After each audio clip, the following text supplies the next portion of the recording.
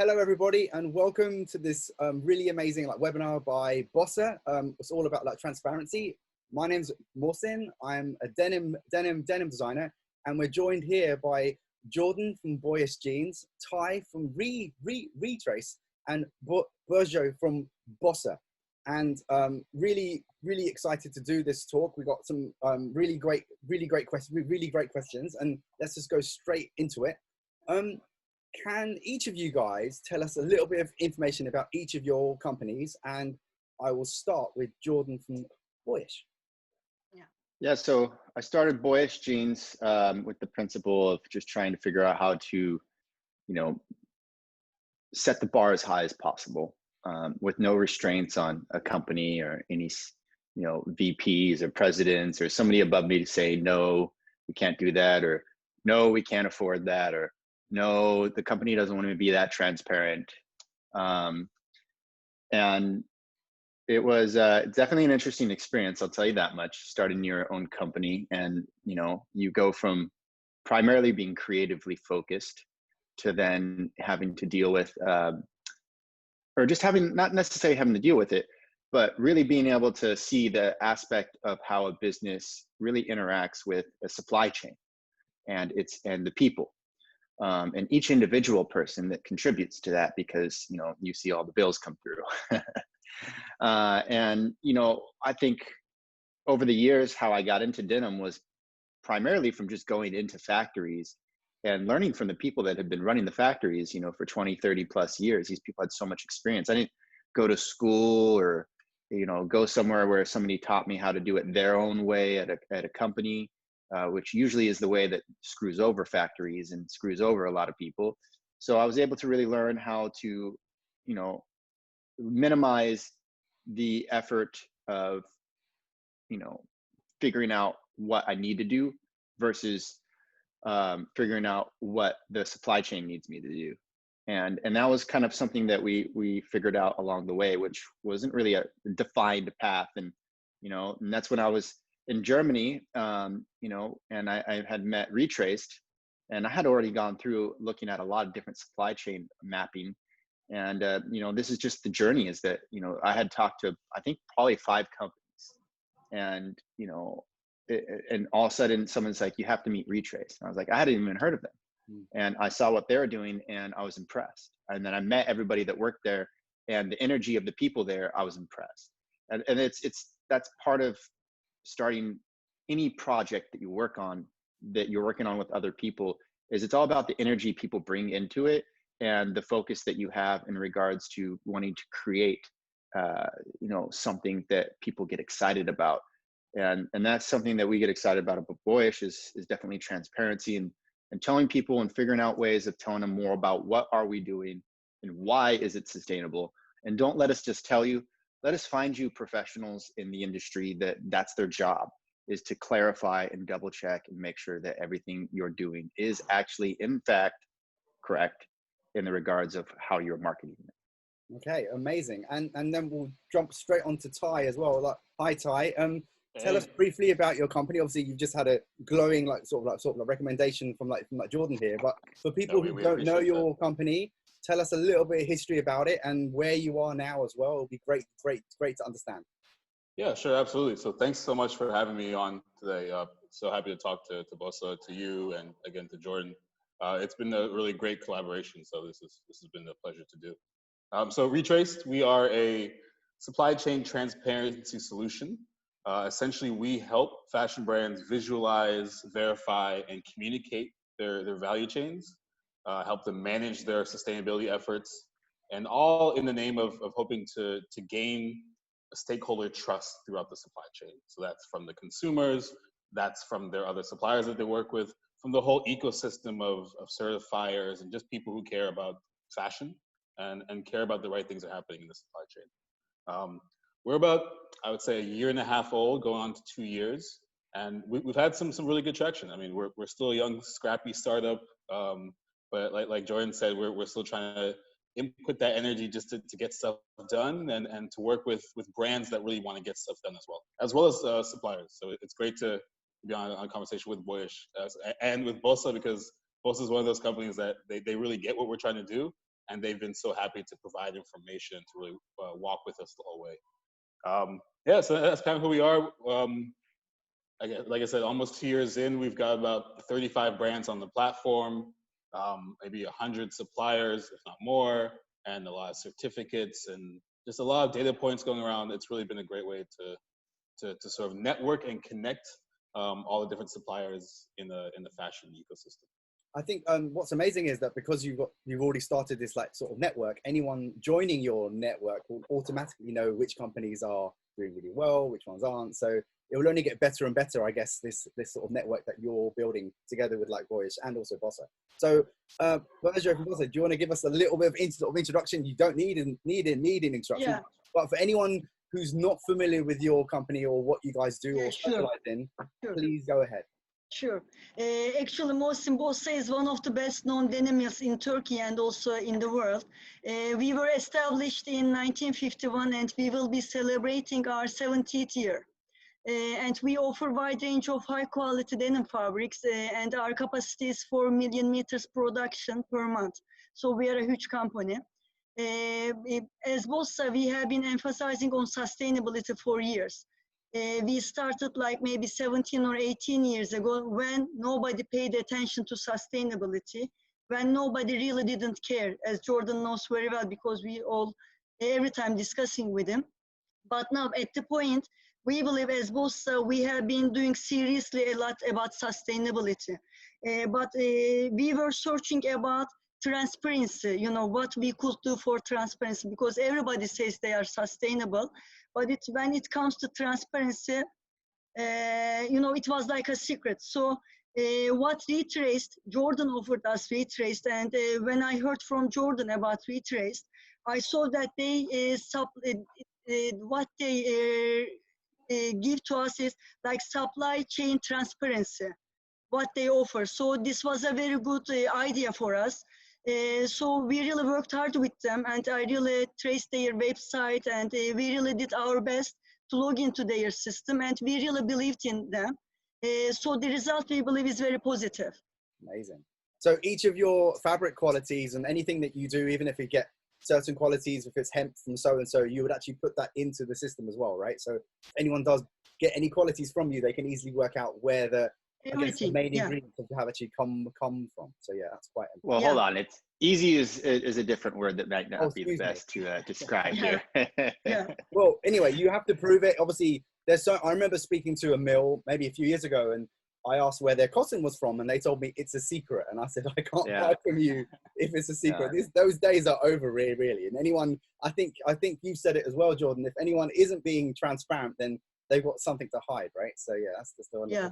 And that is a difficult task with some people, is that some people, you know, they ask me all the time, like, aren't you afraid of giving away all your vendors and like all that? And I said, not really. I mean, people can use every single, you know, bit of my supply chain.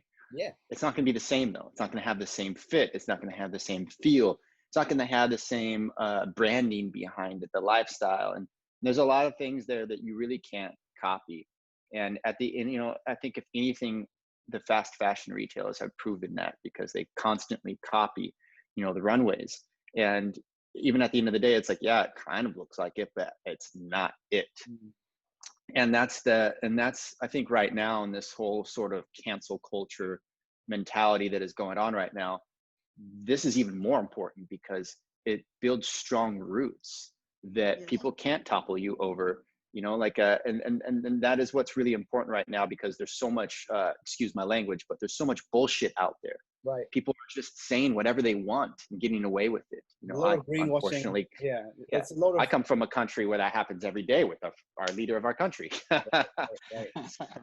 No, absolutely right. It's like, you know, having a system like this, and, you know, and it's really quite amazing. I think if more brands are transparent about what they're doing, it will filter down, and the customer they are starting to ask as well. I have customers of mine that ask serious questions like, you know, how is this product being made? Has it been made in an ethical way as well? So all these things are super important. I'm just jumping on to the second question. Obviously, I think, Jordan, you might have already answered it, but how did this collaboration really begin? So you traveled, obviously you must have been in Munich, or you were traveling around like Europe. Is that how you met the guys at RETRACED? Yeah, it was I was at Munich Fabric Start. I actually also, you know, ran into you there. Yeah. And we, you know, it was Trisha Carey from Lensing who actually introduced me to Retraced. So shout out to her, thank you. But I think that that's the unique thing about sustainability, and not just sustainability, but you know, the addition to sustainability is the proof, which is transparency, is that you have to build strong partnerships. If you don't build strong partnerships, then of course your suppliers, as soon as someone better comes along, they're going to take them because you didn't treat them well. You didn't take care of them. And that's the thing, is this, that a lot of brands treat their supply chain as if they are their slaves. Yeah. You will do what I want. Well, they and if say you don't do it, I will go somewhere else. I will leave Yeah. you. You know, it's an abusive relationship. And that's the mentality. That mentality is dying because your supply chain is your family, and you have to take care of those people. And you have to, especially in the times that we're having now, you need to spread positivity. Things are never going to be easy. Times are going to get tough. It's like the Buddhist philosophy that life is suffering. There's always going to be obstacles, but you have two choices in life: to view the challenge as constructive or destructive and let it tear you down or make you stronger. Okay. Well, thank you for that. Anyway, it was great to see that these partnerships, and that's why I love going to trade shows as well. I think the denim community itself is so nice there. Obviously, I'm a fashion designer first of all, so I've gone to these other shows, and people hide information. They're like, I can't tell you where that's from, but the denim community, I think, is really much stronger. And if you need help getting a trim made, or if you want a fabric idea done, most people would often share information. And obviously, having people like that, that's what's great going to like Munich Fabric Start or Kingpins or like PV. You get to meet all these people, and everyone likes to share. Moving on to the third question, which is quite a big one. What does like sustainability really mean for you? And I think we'll start with like Burcu from BOSSA first. Actually, sustainability means to me, you know, caring about future, doing our part for the world and environment, first of all. We are all using the limited sources of our planet, and these sources are not endless, as everybody knows. And we have to use all the sources with high responsibility, extra care, and we have to think about reusing them.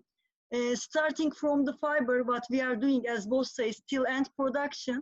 Mostly we are using sustainable materials, fibers such as organic cotton, tencel, refibra, recycled cotton. But on the other hand, we are thinking about saving and reusing the water we are using in every stage of the production. And also on the other side, we are thinking about saving energy. So we build solar panels on all over BOSSA in order to save energy and to use solar energy. And also we are using how we can save chemicals and how we can use less chemicals. So this is what does sustainability mean to me shortly. Okay, amazing. Tai, what does sustainability mean for you? Obviously, like you guys came about, you started your company with the whole sustainability hat on from the beginning. So what does it really mean to you, and what do you hope to get out of it? Yeah, absolutely. I mean, I think for me, it really means responsibility. So and especially from a larger stakeholder perspective. We're all sharing an asset, which is Mother Earth, and we all have a stakeholder responsibility to take care of it and all the things, people, creatures inside of it. So I think sustainability is really about those stakeholders, us, all of us, and more specifically when it comes to sustainability in fashion, it's all the fashion brands, the people involved, to make sure that the workers involved, the environment involved is not harmed. You know, we're doing the best that we can, taking the responsibilities that we need to take to ensure that the actions that we're doing and the consumption that we're participating in is not hurting anything, is either being neutral or maybe even making things better. Okay. So that's kind of the angle that where we sort of started Retrace, because we wanted to sort of allow a system that allows everyone to put encouraging pressure on everyone else in the stakeholder community to do the right thing. Absolutely right. And like Jordan, I think you've already said quite a lot about this, but he has a lot to say, I'm sure. I can't wait to hear it. Like Jordan, what does sustainability really mean for you? And obviously, you've been in the denim field for quite a long time now. Obviously, started another brand like before. So you've got a different hat on now. You've got coming at it with a completely different way, with a more stronger focused for your own boyish brand. So what does sustainability mean for you? Yeah, I mean, I was very lucky to work for Reformation, which is the leading brand in sustainability in my view for fashion. I was able to kind of take their principles that they're applying to the rest of their clothing, which was primarily dresses and tops, kind of figure out what they had defined on their side of things. I researched from the Higgs Index through the Sustainable Apparel Coalition. I read dissertations on, like fiber shedding. And I was, I did exactly what any person would do when they're trying to learn about something. I read, I asked questions, I researched. And at the end of it all, I realized that sustainability was just efficiency and collaborative mentality. When I was at Reformation, actually, Burcu from BOSSA, I want to work with you. We have fabrics. And I was like, I don't, I'm very particular about working with new fabric companies. It's, I have fabric is something that I've always been very specific about, an attachment to it. I have specific ideology on how I want to do things. And oftentimes a lot of companies either can't do it or they want to do it their own way, which typically won't fit the constraints of my sustainability requirements. And with that sort of said, I gave BOSSA a task and they nailed it. And, they didn't try to come up with any stories or excuses or anything. It was just, we got together, we talked about it, we figured out a task that said, if this works, it works. And we started with one fabric. We did our homework, yeah. Yeah, we did it. We were able to, I told her I really wanted a high amount of recycled cotton. Nice. I wanted to put it in the warp. They're all things that probably scared them. Yeah, for sure. But they said, we'll give it a try. And they did. And at the end of it all, we had an extremely good quality product. It was 43% recycled cotton. That was a combination of both scraps from our cutting scraps and also post-consumer jeans that are all mixed together through these recyclers in Turkey. And they're able to get this fiber and blend it with organic cotton and tencel. And the tencel, being stronger than traditional cotton, was able to kind of support the recycled cotton to actually make the quality of the fabric, even with that high amount of recycled content, extremely good quality and extremely good specifications on strength and everything. And she followed that up by using a natural bio-based dye and using their water-saving dyeing technology. Wow. And we had a beautiful product at the end of it all. And that was kind of the spark of me figuring out, like, this is really cool, but I don't think I barely understood what I was doing there. I barely understood the impact. And that's when I started realizing that impact isn't just a blindly stated fact. You have to follow it up with mathematics, proof, statistics. Like what did we save? Where are we at? And that was something where the transparency of it all with BOSSA came in, because I said, I want to go to the cotton fields and I want to see like where the organic cotton is coming from.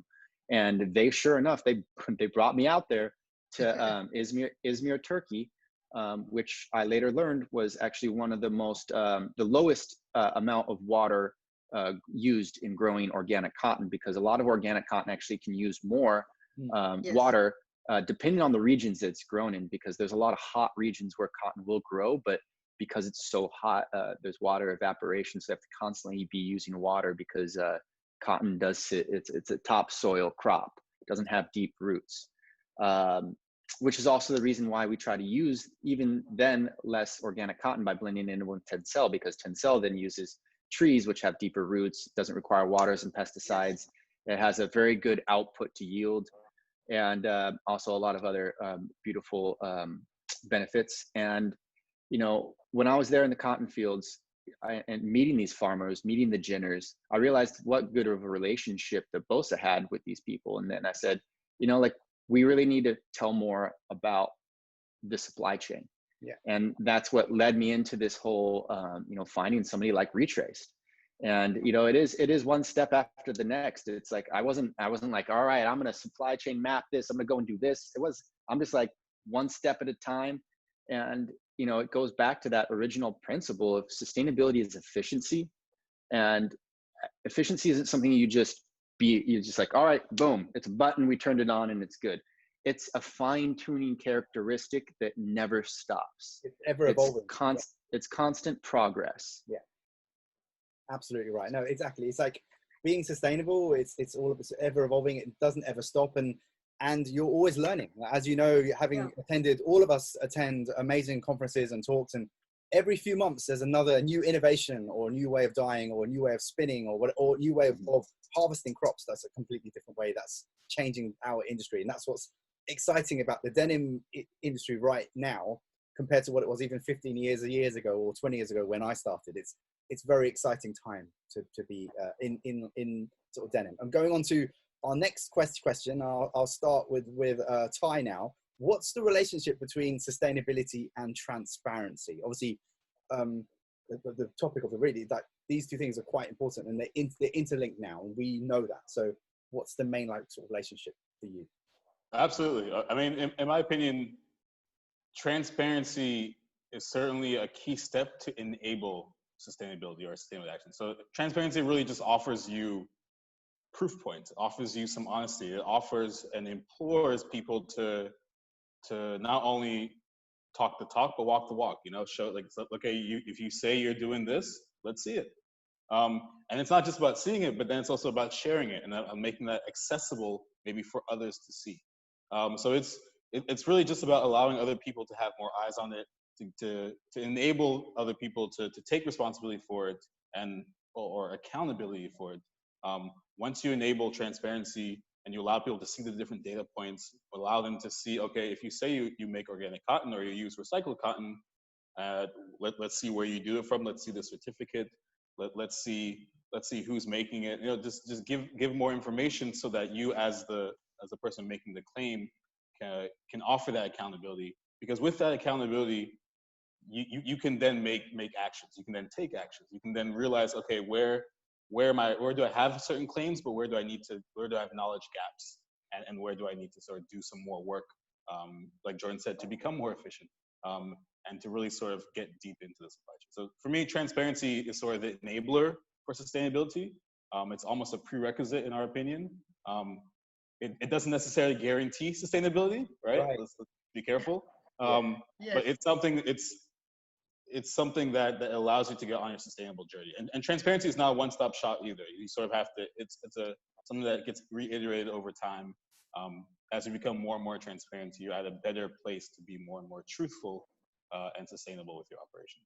I guess most of the time, if you're being transparent, I know with my own company, it's like we're looking at ways of doing packaging in a new way. And it's so difficult, isn't it? Because so many companies aren't transparent. So when you try to work with someone and you find out, you struggle, right, Jordan? It's a struggle sometimes when you meet someone that isn't being transparent and you want to work with them. So you end up helping them as well. So you end up helping all these other companies to be better.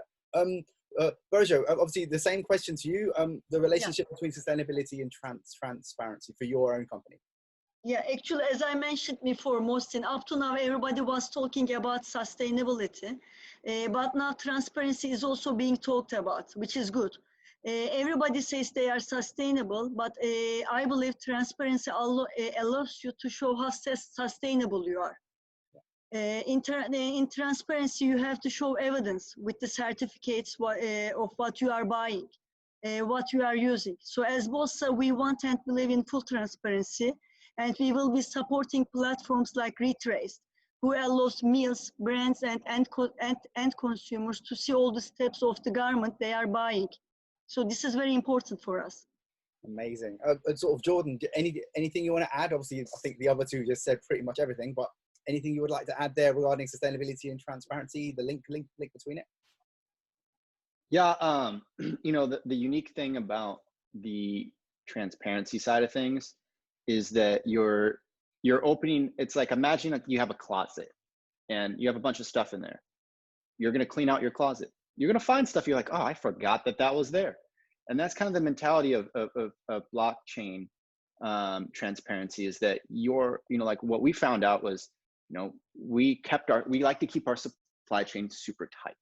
So that means that, you know, for instance, we're working primarily all in Turkey. We get organic cotton from Turkey. And then, you know, like we thought the farthest thing that we were really getting was tencel from Austria, which even then is not really that far because it's just coming right there from Europe down to Turkey. And we realized our trim, you know, a lot of that was coming from China all the way to Turkey. Right. And that was, you know, that is also a big distance to travel. And we said, well, let's try to find trim suppliers in Turkey. But then I thought, you know, we have a really good relationship with our trim suppliers. So let's ask them to see if they have relationships and see if they can produce these products. And this is the thing about when I said collaboration, is that this is a teamwork feel, you know, like, and at the end of it all, like, you know, as we started mapping this over the course, I mean, we started working with RETRACED back in, I believe it was March. You know, the COVID slowed us down, obviously, yes. Which is why we ended up only mapping our Turkey supply chain for right now. And we're working on our other supply chain, for instance, our knits that come from Morocco and everything right now. In this process, I started realizing that when you start to see your supply chain, you start being able to be creative and be like, all right, well, how do we partner with people, you know, closer together? How do we figure out how to make this work? You start to look at distribution and sort of efficiency levels that really define and connect the dots, which is exactly what you're now seeing on these maps.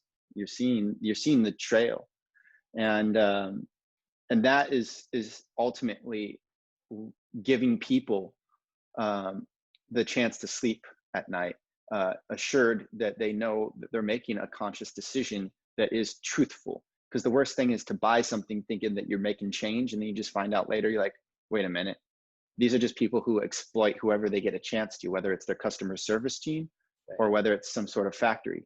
And we all have to remember that the reason why we use the words like transparency and sustainability in fashion is because, you know, fashion is the industry in which has had slaves, child laborers. You know, this is an industry that has gotten away. It's been hiding behind the curtains and somehow managed to stay unregulated. Yeah.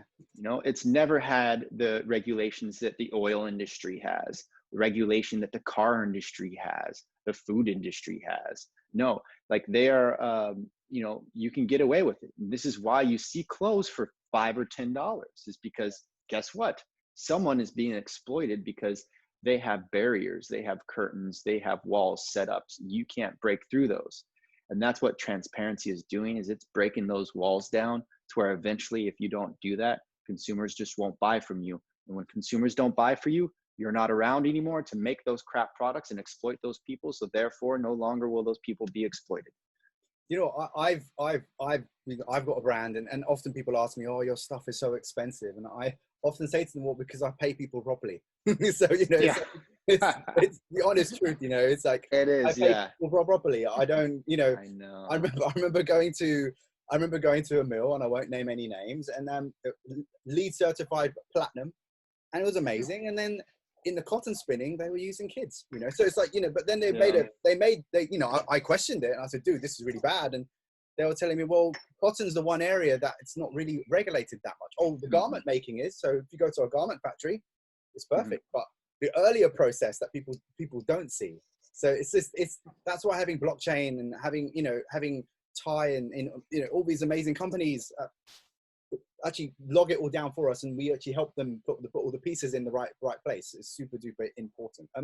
So just going on to, I think, the next question, why is this collaboration so important? I think I'll start with I'll go with Tai first of all here. So Tai, obviously you guys started out, you guys were like newbies, and you know, and you've managed to do so well in the last 2 years. Obviously you partner up with some amazing companies, but just the conviction of it, you must have thought this is such a great idea, and many people have actually believed in it as well. So why is collaboration super duper important, especially in your company, in your field?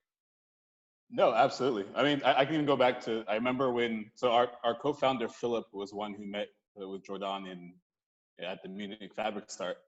He came back to Düsseldorf and he said, hey, we have a new potential lead, BOSSA Jeans from LA. Have you heard of them? I was like, I haven't heard of them before. It's been a while since I've been in the States. Let's jump on a call. So we jumped on the call, and just that, like you said, that initial energy, Jordan was like, let's do this. And that was actually, you know, just that energy to say, let's go ahead and do this. A lot of other companies we had talked to at that time were like hemming and hawing, like, oh, we have to talk to our suppliers. We're not sure. What about this? What about that? All these different excuses. So we knew initially, like right away, Boyish was down to do this, and they were not afraid to talk about their supply chain. And then that just kept multiplying, because once we got in touch with all the suppliers, we got in touch with BOSSA, we saw that the people involved in this supply chain were not only were they already doing great things, but they're willing to do more things. They're willing to be more transparent. So that's why this collaboration is so important, because it sort of sets the standard for companies that can do this. We hear a lot of fashion brands saying, "Oh, companies don't want to do this, and our suppliers wouldn't want to do this," which is actually somewhat true. However, there are companies that still do want to do this. So if I think it's somewhat empowering to have these examples like BOSSA and Boyish really sort of set the table and lead the way, and then put a little bit more pressure from others to kind of do something similar. So that's why pressure is important.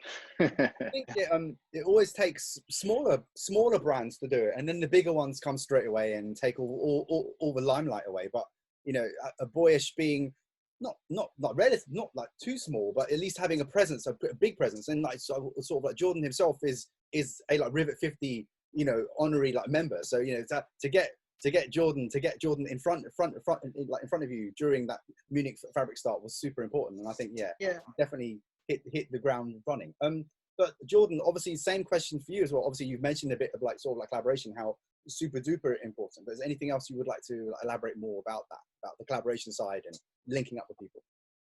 Sometimes the most difficult thing for people is to filter out the bad out of their supply chain. Yeah. They don't want to, like, you know what, they give us good prices, you know, like they're pump it all out. You're like, but at the end of the day, you know, are they really that sustainable? Like, I don't really care, because we're making money. And that's the mentality that Ty's talking about, putting pressure. We got to stop using money as the only metric to justify success. Yeah. And success needs to be measured in not just, you know, obviously you need to be profitable to be able to run a business, but it needs to be measured in different mentality of, I guess, the impact that you're trying to make, and directly reflecting that on the marketing atmosphere of it all. And this is where collaboration comes in. I mean, look at what we're doing today. You know, like we're all come together, you know, by working with Burcu, and the fact that she was able to open up their supply chain to show me like what's going on. You know, for instance, even right now, like, you know, we work with another company called Green Story that does our impact measuring for our LCAs, our life cycle assessments. And I said, you know, I got this one fabric, it's super sustainable. I don't understand how it's the metrics are actually matching in comparison to another one where I know that one shouldn't be as much. And so we actually started looking into it. And, you know, like we signed NDAs, you know, because it's like now we're getting into like some really difficult stuff. But that collaboration and the trust is all there, because, you know, first of all, it's not just me trying to access information from this company so I can go use it somewhere else. It's like, no, I would never want to do that. This isn't about trying to get something 20 cents cheaper. Right. This is about building and establishing an impression, you know, and that impression that you plant is a seed that grows. And that's the seed that puts that pressure on the industry, because people see that grow, they look at it and say, I want to grow something as beautiful as that. And if that's all that we can do, that's the success on my end. I mean, are we a profitable company? No, we're a new company. You know, we're a growing company. We're a small company of 6 people, you know, and it's like, you know, we all wear a lot of hats, and, you know, which makes things very difficult. And we set extremely high bars and we really want to hit them. And we try damn hard, and sometimes we don't do that. But at the end of the day, we all have fun doing it because of that collaboration, because we communicate, because we figure out, you know, like I've worked with BOSSA and we've tried to do some fun things and it didn't work out. And I was like, it's okay, we tried, you know, we're still going to do this. And we figure out how to still keep that going, but we just figure out what's the most efficient way to do this. And that's why, like, you know, when it comes to when you put sustainability and transparency next to each other, you can't have those two without collaboration. Yeah. It's one of the most important characteristics that connect it all together. You know, people putting RETRACED in there in the middle of it all was so important, because what they're able to do now is give us resources and help us, especially me as a small brand. I'm like, I can't go and do the things that Reformation does. where they measure. They have a sustainability team. Right. I'm like, I have me. And, you know, it's like, I already got all my other girls being like, we're overworked. We have too much to do. I'm like, it's all right. We're going to power through this. Let's just figure out. But you're still, obviously you pick a fabric from a BOSSA or various other places, and then you implement it into the system. You have your design there. And then obviously the guys at the Tai and Retrace will then give you, I guess, their information. They'll give you a sticker to put on your hang tag or support. How does it actually work that when a customer buys their products, it's actually, they can easily find out? How does that actually work? Well, so that's a different story. I mean, first of all, it's not as easy as me picking fabric. I think Burcu can tell you that much. But she's gotten very good after working with us. I think it's been about 3 years we've been working together. That now now they've gotten a lot of great fabrics that they're just making on their own and developing, which I love. But he's very talented, Mohsin. Also, he knows the taste. Yeah, he has a very good taste.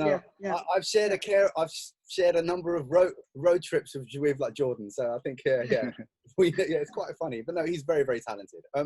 But sorry, going off point. But that connection, it's interesting because you know, actually I had this conversation with Philip, one of the co-founders at RETRACED, and we were talking about how I'm like, I eventually actually want to create a way to put QR codes, and like, yeah, that's also something that we're also working on. And so, you know, the consumer facing product side of things is really important. But we also are primarily an online store. So what we're actually, you know, focused on is that people are coming to our website, which is the great thing about RETRACED, is that they have it all right there. And it's not like, click here to find out. It's really cool because the widget sits right below our green story impact numbers. So it's like you could see how much you're saving, and then right underneath it you could see like how that's all possible. You know, you can click on it, and it's like there's a little button too, like when you click on parts of the supply chain that says proof, and it'll show the certificates, you know, like the GOTS certificate, you know, like it'll show you know, the GRS certificate, which is the global recycled standard. And then it shows the people behind it all too. And, you know, and even then, like I've had a lot of conversations too with RETRACED about, you know, I want to start figuring out how to put audits attached in there and everything. Cause it's like, we have that in our sustainability report, but I want to start having it per factory. As we're getting bigger, we're now starting to add in, you know, other factories. We just launched our knits this year. So we have our knits factory that we want to put that on there. And not only that, like we team soon. No, but that's the thing though about RETRACED, is that it was really nice because once you kind of set it all up in there, this is the thing about sustainability, it's efficiency, because fashion becomes so inefficient. It's like, well, I'm doing this on my end, and then BOSSA's doing it on their end, and then everyone's doing it all over the place. But with RETRACED, it's really cool because it's like, I go on there and I put my information on there. BOSSA goes on there and puts their information on there. And instead of me being like, hey, BOSSA, can you email me over all these things so I can then lose it in my email? And then I'll email you a couple months later and ask for it again. And it's like, no, it's like, and that's the thing, is it prevents all that back and forth, which also in a way is sustainable because you're preventing, you know, wasted space in servers that take up energy. And that's what's really, I mean, eventually emails are actually extremely, you know, unsustainable in the format that it's just so, it's like you get another message that has the other message, and then and it's like exponentially expanding. And there's a lot of other ways to go around that too.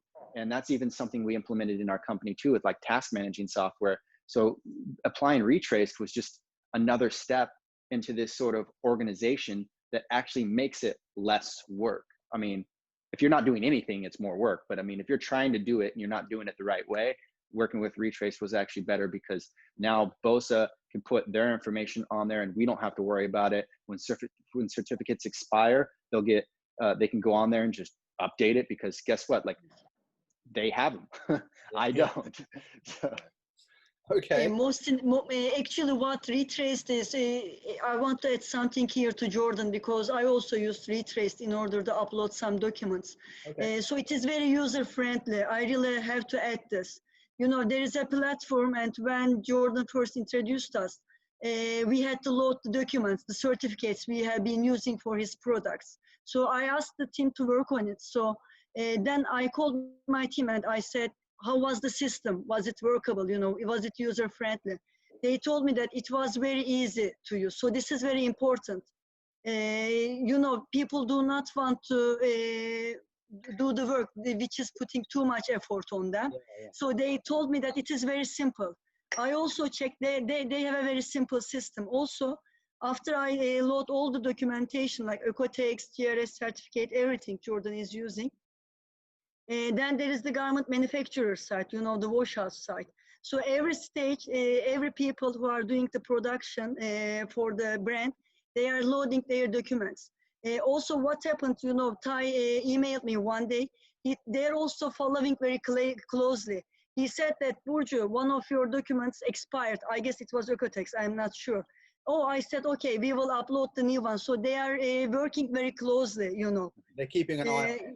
So yeah, like, I remember you go to some places and the old like certificate is still on the wall. I was like, well, where's the new one, they guys? check. So, they check, which is good. Yeah.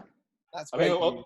I just want to quickly jump in. I mean, thank you guys so much for the praise for the system, but really it's not possible without you guys giving us the feedback that we need to make it possible. You know, so I mean, you just mentioned, Jordan, about audits. I think yesterday our IT tech team just said we can now upload audits. You know, so it's really getting this constant feedback from users that are really using it that allows us to make it more simple. We're going to have a feature where you can, as a brand, you can actually just leave a comment on a company's thing, so that when they log in, they can see that comment. So no more short emails. You can literally just add a little comment there or make a little notification, so that this system can be the one place where all the information is shared, where all the points of truth are shared, and hopefully become more efficient for everyone involved. And just easy. Like kind of like beta testing, right? When you send something out and it's copyright free, and you just want people to come back with comments, even, you know, negative comments, so you can just get better and better and offer a service. We absolutely love it. Yeah. Okay. So moving on, So we're moving on to the next question. Tai, what do you see as the roadmap, the future for your company and what you're doing?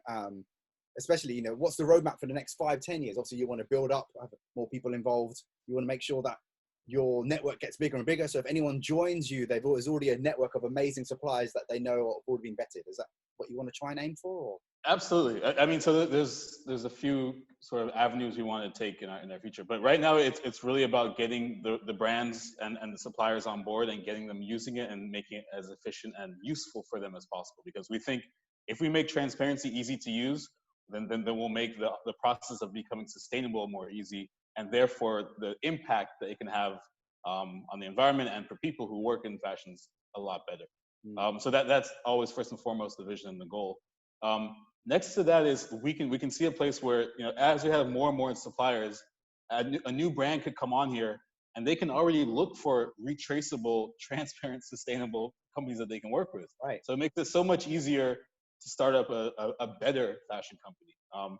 You know, it's not that we always need more and more clothes, but we definitely need people who are going to make clothes to make them in a better way. So we're sort of enabling people to do that. You might have to hire like sourcing experts to sit in your company and advise other fashion companies going, hey, there's an amazing company here that's doing great weaving, or an amazing jersey company here, or a great denim company here. So yeah, it's definitely a possibility to become a little bit of a marketplace, allowing for that to happen. But what's also nice about being built on blockchain, and I won't bore you guys with the technical stuff, but it's essentially all that data is on there, and it can't be easily manipulated by anyone involved. But also it allows you to launch off into different aspects of blockchain. So for example, imagine we could invite the actual certification companies to our system so they can actually certify and verify this is a GOT certificate and we gave it. So there's no emails involved. They go in there, they get a notification, they check it, and it's already been verified by someone at GOTS. Another way is a smart contracts option. So, you know, once the mill receives the cotton from the farms, as soon as they say that they've received it, automatically they can send the payment towards the farmer. So there's less time involved. So and blockchain is still it's not necessarily new anymore, but it's still a budding technology, and there's still lots of things to do with it.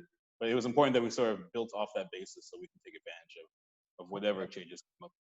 No, amazing, honestly, especially if it's like someone gets a like certificate and it's automatically in your system, the very point they get slapped on a little sort of a QR reader, that'd be amazing. Like Jordan, roadmap for yourself and obviously for your future company, obviously your like collaboration here. Do you see this growing and becoming a lot more easier for you? Obviously you said that it's just being more like efficient, but Yeah, I mean, on our side, we're going to continue to, improve how we can. I mentioned earlier about how we're starting to build out some of our trims now in Turkey. So that's been something that we've been working on. But also taking this same sort of mentality, this collaboration, mixing our cutting scraps to create a zero waste process and recycling them back in and blending them with cellulosic fibers. Is applying that to other parts of the fashion supply chain. So, we started with doing t-shirts and sweatshirts and sweatpants and things like that. So we have a lot more of those coming. We've been applying that same sort of principle to other materials as well. The way that we look at it is not designing clothes, but designing a supply chain and then utilizing that supply chain for other garments. And that's the thing, is because if you look at just designing clothing, you're actually trying to figure out how to design something that's set in the middle. You got all the supply chain before it, and then you have all the supply chain after it. It's like you have to remember that you need to figure out how to get from point A to point B, and that it's not linear. It's not just to here. It's a full circle around. Yeah. You're deciding what you want to make it out of, so that you can figure out, once again, how you can reutilize that material to make it over again. And that's the mentality people need to have, is what is this made of? Where is it coming from? How is it affect the earth? Is it recyclable after it's used? Can we reutilize it?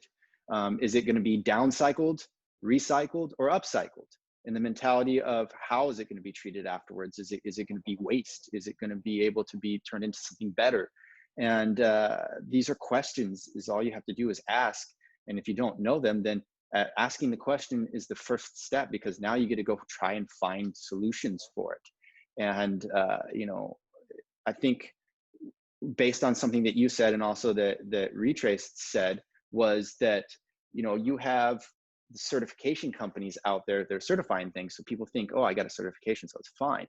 But like you said, with organic cotton, or even cotton in general, the cotton industry is completely unregulated. Oh, really? Because, I mean, to be honest with you, even, and that was one of the things that we saw with RETRACED and with BOSSA was like, RETRACED like, no, we need the cotton farmer. Yeah. But a lot of mills are like, nope, the certification process stops at the ginner. So it's like, wait a minute. So it's like, you don't even know if there's like kids or if there's, like correctly paid people on the farms. Like, yeah. What is, and it opens up all these questions, which is the reason why, like I said to BOSSA, I was like, I want to go check out the farms. I want to see like how this is and where this is. And, I want to ask the farmers why they want to grow cotton, or why they want to grow organic cotton versus this or that. And that's the unique thing about finding a collaborative supply chain, is that, as Tai's collaborating with more people, they're figuring out how they can prevent all this, what you can call greenwashing, from happening, all this exploitation, so, yes, right now we are small brands, and that we might not, I might not have much in contribution versus big companies like Zara or Levi's or things like that, but at least I'm not out there saying that, we make the most sustainable jean, and at the end of the day, they're just,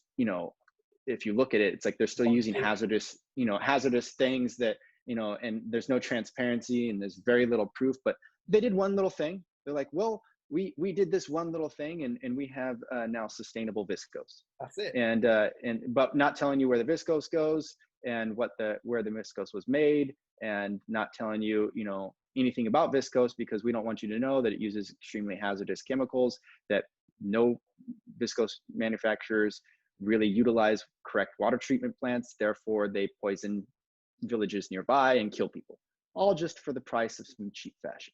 Yeah. And people are starting to label that stuff that is damaging and killing people sustainable. That is what's really going on. And transparency is opening up that window for people to look through that. Certification companies are now, as they collaborate with companies like RETRACED, are going to help push that. And like Tai said earlier, put pressure on the industry, create the standard, and give the people the power, the consumers the power, because when they do not buy bad products, it makes those companies making the bad products have to change. And if they do not change, they will die. Yeah, absolutely right. Burcu, anything you'd like to add on the information on the roadmap for your own company? Obviously, you got introduced to like sort of retrace from Jordan, but is there anything you were like, okay, we see this much bigger now for our own company. We're going to go full in. Obviously, like Jordan said, how excited you were, and you've already implemented, you know, sort of retrace in your own company. But do you see this going a lot more further, like for you? Yes, it will go further for sure, Mohsin. As BOSSA, the roadmap for us, you know, we will be thinking more about sustainability, of course, transparency. Also, now we are spending more time with our design team on biodegradable products. You know, this is also important, one step further. So, retraced and platforms like retraced will be more important. So I believe all the denim people will be talking more about platforms like retraced, and we have to talk more about transparency. As Jordan said, and consumers have to ask their rights, how their product is produced, what is inside, if it is really used in it or not. So I agree with Jordan, and we still have a lot to do as BOSSA. I think we have done already, we still have a lot to do, I believe, yeah.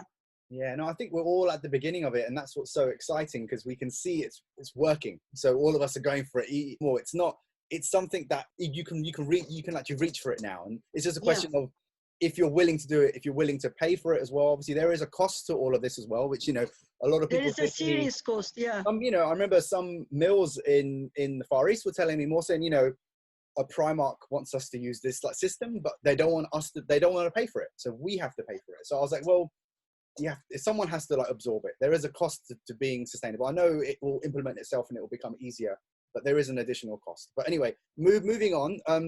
How can customers get more involved? And I think Jordan mentioned it as well. Now there's so many programs on TV and so many documentaries, especially with Gen Z. This whole the landscape of younger people that know about things like this. Even our generation, my generation, not so much. It's the younger kids that are so up on it, who know more about it, who ask these serious questions. But how can a lot more customers get involved? And I think I'll go straight to Tai for this one first. Yeah. Sure. Yeah. Well, I mean, they're already involved. Let's be totally honest. We call them the younger generation, but really it's all the people who are doing shopping right now, especially shopping online. They're asking the question. They're curious. They're always wanting to know who's making my stuff and what's the impact. I mean, we've had some pretty big, you know, significant disasters, as it were, that's really sort of heightened the awareness, especially around fashion, right? So you had the Rana Plaza disaster, but we've had some big stuff like from Boohoo and Everlane, the Uyghurs in China. So there's all these sort of issues that are popping up, and young companies are like, it's not cool. It's not cool to be unsustainable at a certain point, and they're saying, all right, well, we're definitely not going to repost things that, or we will repost bad things about certain companies, so we'll give them a bad rap. Yeah. And we're more likely to participate our consumption with fashion companies that are doing the right thing. So, and that's kind of how consumers get involved. Is they keep the conversations alive, and they allow, they are definitely instrumental in allowing brands to build a reputation, whether it's a good one or a bad one. Consumers will sort of keep you on brand, as it were. And the way they can do that with Retrace is like Jordan mentioned, you know, we have the widget on the product page, so they can automatically see the insights that they want. If they're a consumer that wants to learn more, they can click in there and learn more, right? We tried to find a way to make it easy to read, at the same time as informative and as in-depth as possible. So allowing consumers who may be concerned with greenwashing to really dig deep, learn something about it, and then it's up to them. It's up to them to see, okay, this is the transparency that this brand is showing me. Do I believe it? Do I trust it? And can I now act on it? I've got a question for you, Tai. Obviously, you talk about widgets and things. So are these widgets, obviously, once someone like me, a designer, buys into your system, or I guess you've got different rates, would it be that this widget would be easily implemented on a Squarespace or some kind of site making, so it's quite easy to do, right? It's not complicated as code or anything. You've made it quite simple for people to use. Right. So I mean, there is some technical integration involved, but we're currently fully operational with Shopify and WooCommerce, and we're ramping up on the tech end side to get into more e-commerce stores. But it is as easy as going into the Shopify app store and you know, and downloading the app. So I mean, you have to put in a code, which is the API, which links our system to the Shopify system. Yep. So but we have all the instructions on our website. It's a 1, 2, 3 step process. Cool. So it's definitely getting easier and easier, and it's nothing that can stop or should stop a fashion brand. Brilliant, thank you. Jordan, obviously, your social media account, your marketing, you're one of the most vocal people that I know, who's always, I'm always interested to hear you talk, and that's what's good about Boyish, and you in particular. Whenever you talk, people actually listen. So you're in a very important sort of position. But how can customers and your customers get more involved in retracing and being more sustainable? Anything you would like to add on that? Let's see. I think on our end, one of the things that we're just trying to adapt into, and I feel like the most recent events in the world are starting to open up our eyes in this, is just empathy. And with empathy is understanding. Oftentimes, people feel like if people don't understand them, it's not that they don't understand you, it's that you don't understand how they can understand you. Yeah. And that is a communication barrier. So with us, what we're trying to do is we're just trying to figure out better ways to communicate our sustainable attributes to our consumers so that they understand the simple questions. Yeah. How? Why is this sustainable? And and that is, applying Green Story and applying Retraced are just two massive steps. However, one of the things that we're starting to realize is even then, because we live in a world of convenience, it's a convenience society. People just want everything given to them on a plate without having to do anything for it. That we need to do a better job on linking it all together, because sometimes we're just focused on being fun and we're not thinking, maybe there's somebody out there that just jumped in and started, following us, and, they didn't catch that story that we did a year ago. And even then, maybe the people that did see that story a year ago, they didn't really understand it, because, like for us, we've done all these things to get to this point to where we now understand it. But a lot of other people haven't built up that experience and that knowledge to then be like, oh, that makes sense. I totally understand that. No, because like, wait a minute, like this and that. And this is what greenwashing has taken advantage of, is because people are like, it's as complicated. Let's just slap a thing on there that says millions of gallons of water saved, and seals are happy, and penguins are flying. People are like, oh wow, that's really cool. I didn't even know penguins could fly. Well, if they said it, I believe it. And that's this world that we live in of fake news, and as soon as people says something bad about you, everyone's just like jumping on the bandwagon and be like, yeah, fuck them, excuse my language. And that is what's going to be the demise of our society, is that we constantly are just trying to put people down. Yeah. If we're constantly just trying to lie and put these facades and smoke and mirrors sort of thing, then yeah, I mean, what is there good to look at? And that's the point here that we're trying to make with this communication, is that we need to communicate in ways that other people can understand. We need to make products that help other people and the planet. And this is less about us, and it's more about everyone else out there. And even though, yeah, we only make women's jeans, and we are very specific, like we don't have that many offerings in different body types right now, because sorry, but we're only 2 years old, and we're a very new brand, and we are very small, and it costs a lot. And there's, factories have minimums to be efficient, and all those sort of things. So we're still trying to battle that. It's like we're not perfect, and we know we're not perfect, which is why we continue to strive for a better future, progress, not perfection. So all of these things are going to lead to ultimately making a better jean, right? That's the ultimate goal here. So it's the end, when you, hopefully in 6 months time, or even 3 months time, when someone goes onto a website and they want to know more about where this product came from, they go, oh, it's made in this country. Oh, the location wasn't too far away from where I'm buying it. Oh, all these things are interlinked. And so, Tai, obviously going on to the last question now, what's the end goal here? Is the end goal just to produce things so it's 100% transparent from everything that we buy? Your system can be implemented in pretty much anything. Is that the end goal, obviously, for you, or is it just? For Retrace, absolutely. I mean, our end goal is to have everything, all information be as transparent as possible. We want to know, or we want consumers, first and foremost, we want brands and companies to know what all the materials are, what all the, you know, where all the steps involved, who is involved with making their products, right? I mean, I think that was one of the most surprising things we found out in the very beginning, is that lots of brands don't know who's making their products and they're selling them. So it's the utmost importance to make sure that they understand who's making, what the materials involved, and what are the implications of that. And then, of course, it's the consumers who buy that, and the customers make sure that they can get the same information. So that's really what it is having information symmetry, allowing everyone to see what's going on behind the scenes, and hopefully that is empowering to all the people involved. Absolutely. Like, sort of, Jordan, just anything you want to end on now? Obviously, this is the final wrap up here. Obviously, this has been such an amazing webinar and education for me as well. But anything you would like to add on? Obviously, where do you see the goal of this happening? Do you like this to be implemented in such a way that it's seamless, like completely seamless, right? That's the ultimate plan, right? Yeah, I mean, there's really no seamless, because there's a lot of points you have to apply things to, and I feel like I've already said a lot, so I won't talk any more philosophy or anything like that. But yeah, you know, to me, I just want to see other people doing it. Yeah, I don't want to be the only one. So I'm really excited to see who's next up. You know, like I really know that it's not easy times for a lot of companies right now. There is definitely some obstacles out there.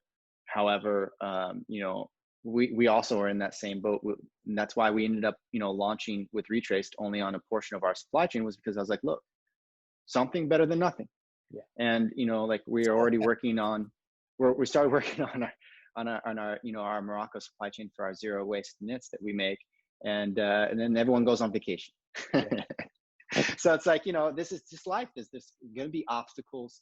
Never let them get you down. Never feel like, and you know, I don't even care. It's like, it's not even about, you know, we're not the first person to do this. You know, G-Star has done a pretty decent job of mapping their supply chain. There's other people that have done a good job with this. You know, we're just here to inspire others to hopefully do it, and, you know, and tell people about the great people that we get to work with in our supply chain. You know, we're excited about it. We want other people to work with them. We want them to work with only the good people. We definitely don't want them to work with the bad people who obviously go in there and take advantage of them and then make our lives difficult, therefore, because of that. And this is just a process of collaboration, sustainability, and transparency altogether. Absolutely right. You couldn't have said it any better. And like, sort of, Burcu, anything you would like to add on your closing comments? Obviously, thank you for bringing us all together as well. That has been great. But anything you would like to add? Actually, we thank everybody, you know, for joining this webinar. It was a great opportunity for us also. And I have nothing further to say, but I want to say, you know, we are a towards zero waste company, and we will be working more on this. And I'm happy what BOSSA has been doing up to now, and we really have a lot to do. Thank you for coming, you know, thank you for joining us. And thank you everyone for your time. It's been a swelteringly hot day here, but hope you guys are all well and stay safe, and looking forward to meeting you all either in Munich or Amsterdam or even in like New York or one day. So, thank you so much for your time. Bye. Thank you, everyone. Thank you so much. Thank you.